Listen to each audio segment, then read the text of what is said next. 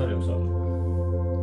जसे आपणास माहित आहे की सूक्ष्म व्यायाम, पूरक हालचाली किंवा शारीरिक संचलन करून जर योगाभ्यास केला तर योगासने आपल्याला सहज जमतात. आता या शारीरिक हालचाली सुद्धा झटक्याने न करता संतांनी सावकाश करणं जरुरीचं असतं. आणि कदाचित शारीरिक हालचालीमुळे आपल्या नाडीची ठोके वाढली असते तर योगासन पूर्व शवासन घेऊन आपलं शरीर मन शांत झाल्यानंतर आपण जर योगाचा अभ्यास सुरू केला तर आपल्याला याचे जास्तीत जास्त लाभ मिळू शकतात. आता अजून एक सूचना अशी द्यावी वाटते की वृद्धांनी आवर्जून सूक्ष्म हालचाली किंवा पूरक व्यायाम हा केलाच पाहिजे. कारण वयोमानानुसार त्यांच्या शरीराची लवचिकता कमी झालेली असते आणि जर त्यांनी सूक्ष्म व्यायाम किंवा पूरक हालचाली करून जर योगाचा अभ्यास केला तर यांना योगासने सहज जमतात.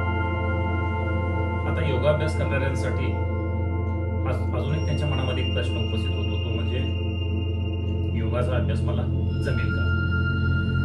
तर योग कोणी करावा याबाबत एक प्राचीन महत्वाचा ग्रंथ हठप्रदीपिका यामध्ये एक सुंदर श्लोकाचं वर्णन केलेलं आहे. युवा वृद्धोती वृद्धो वा व्याधितो दुर्बलो किंवा अभ्यासास्थितीयम आपनोती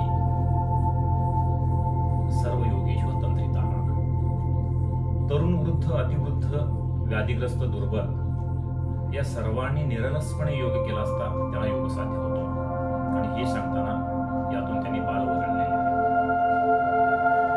तर शास्त्रकाराने पूर्वीची जी आयुर्मर्यादा आहे ती 120 वर्षाची गृहीत धरून बाल्यावस्था 16 वर्षाची ठरवलेली आहे. परंतु सध्याचा आधुनिक काळामध्ये ही आयुर्मान कमी झालेलं असल्यामुळे ही बाल्यावस्था 12 वर्षाची निश्चित केलेली आहे. तर 12 वर्षानंतर कोणीही साधकाने योग साधना करायला हरकत नाही. आता या विधानाला आधुनिक शरीरशास्त्राची सुद्धा पुष्टी मिळालेली आहे. जसे की बाल्यावस्थेमध्ये आपल्या शरीराची अथवा अंतरिंद्रियांची वाढ पूर्णता झालेली नसते आणि या शरीर संवहनाच्या प्रक्रियेमध्ये ताणदाब जे निर्माण होतात ते सहन करण्याची क्षमता या शरीर अवयवामध्ये नसते. त्याच्यामुळे 12 वर्षानंतर कोणत्याही स्त्री पुरुषाने योगाभ्यास केला तरी चालेल. पण प्रत्येकालाच ही आसने समान आसने किंवा समान कालावधीसाठी आसने करता येतील असेही नाही. तर याच्यामध्ये सुद्धा तज्ञांचा सल्ला घेणं अत्यंत महत्वाचं आहे. आता योगाभ्यासासाठी जागा कशी निवडावी? आता योगाभ्यासासाठी जी जागा असेल ती हवेशीर, मोकळी, स्वच्छ असावी. प्रत्यक्ष हवेचा त्रास होऊ नये. हवा प्रकाश मंद असावा जेणेकरून आपल्याला डोळ्याला याचा कोणत्याही प्रकारचा त्रास न होता आपलं चित्त विचलित होणार नाही. आता योगशास्त्रामध्ये असं नमूद केलेलं आहे की अशी जागा रानामध्ये किंवा पर्वतावरती किंवा समाजापासून दूर असावी. परंतु सध्याच्या व्यावहारिक पातळीवरती विचार करता फक्त व्यक्तीचा किंवा व्यक्तीच्या कारवाईचा त्रास होणार नाही अशा पद्धतीने ही जागा असणं जरुरीचं आहे. आता आहार कसा असावा? तर शाकाहार हा सत्वगुणांनी युक्त असलेला आहार आहे. त्याच्यामुळे हा योगाभ्यास करणाऱ्या लोकांसाठी अत्यंत उपयुक्त आहे.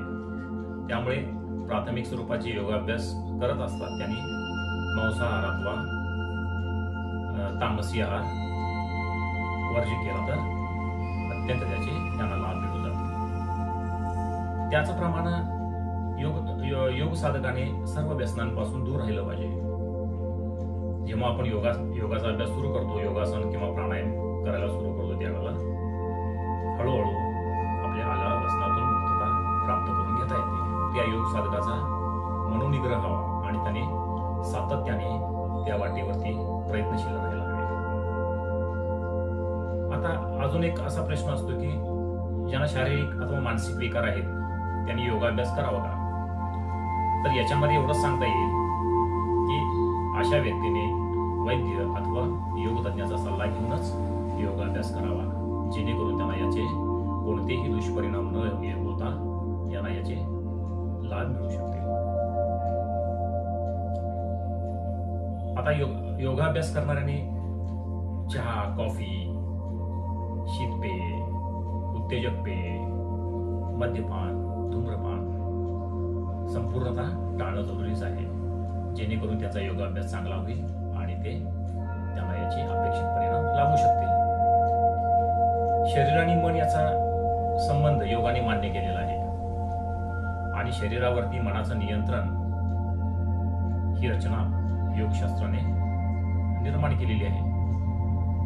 तर अशा पद्धतीने विस्तृत माहिती सांगण्याचा प्रयत्न एवढाच आहे की आपल्याला कोणत्याही प्रकारची अडचण असू नये आणि आपला योगाभ्यास सुरळीत व्हावा, जेणेकरून याचे अपेक्षित परिणाम, याचे चांगले परिणाम आपल्या शरीर मनावरती होतील आणि याचे आपल्याला लाभ मिळून जातील. तर आज मी सांगितलेली माहिती आपल्याला नक्कीच आवडली असेल, आपल्याला उपयोगी पडेल. तर आपल्या काही शंका असतील पुन्हा किंवा काही प्रश्न असतील तर मला या कमेंट बॉक्समध्ये जरूर